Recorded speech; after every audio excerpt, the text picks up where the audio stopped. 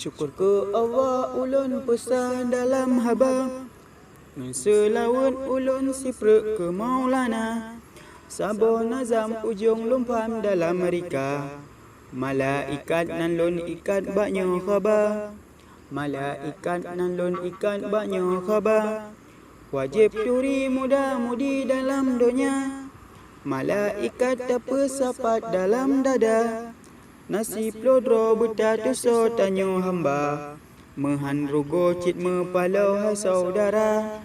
Mehan rugo cit mepalau hai saudara.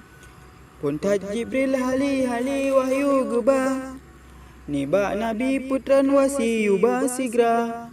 Yang perhubung akan Rabbon ngan Maulana, menyan tugas kage pesah bu Rabbana. Di Mikail tugas geberi nan kedua, juk raseki dalam bumi manusia. Han pre uro runyang ranyo dalam dunia, yang kemudo gemat sidro tipu tika.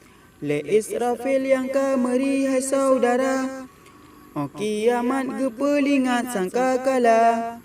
Pun ge tiup mandum sijut tanyo fana, o kedua bandum jaga tubuh genta. Put Israel wahai mukmin menyan nama, tugas gopnyan gecok nyawang manusia. O tetro hat janji mehat han metuka, katro gejak nyawang gelak ni ba hamba. Limang mehat yang nan mungkar hai saudara, akan tugas soal gecerang lam kurunda. Soal gebi pun tat nasi Tuhan gata, mehan musuh nangkir engkau laju sigra. Dua gopnyan citka saban ge kerja, sama gepoh berangkas sohan ge beda. Urang kaya dalam dunia yang ledosa, dengan tungkat juga sebat manusia.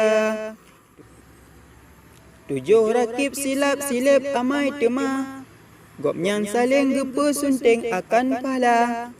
Tulis yang gak sika gecok biodata, kedih gejuk ni bak makbut laju sigra. Atip 8 akan kenan salin dosa, so yang salah cik ge pesah tulis sigra. Rat belah kiri ge berdiri tipu tika, asai kasyo laju gecok saksi nyata.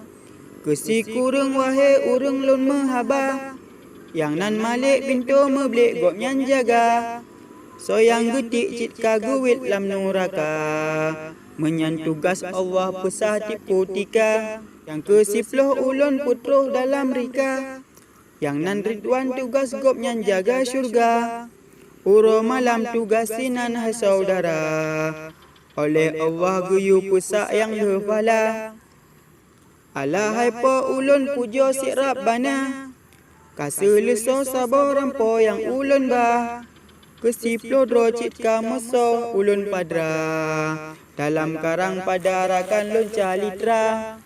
Dalam karang padarakan lonca litra. Patna salah ne pemaah ulun hamba, anak baro banjir rampo bidung sastra. Maklum ulun tanggat mupun bah agama, nibak dayah naga kubah tan sempurna. Maklum ulun tanggat mupun bah agama, nibak dayah naga kubah tan sempurna. Nibak dayah naga kubah tan sempurna.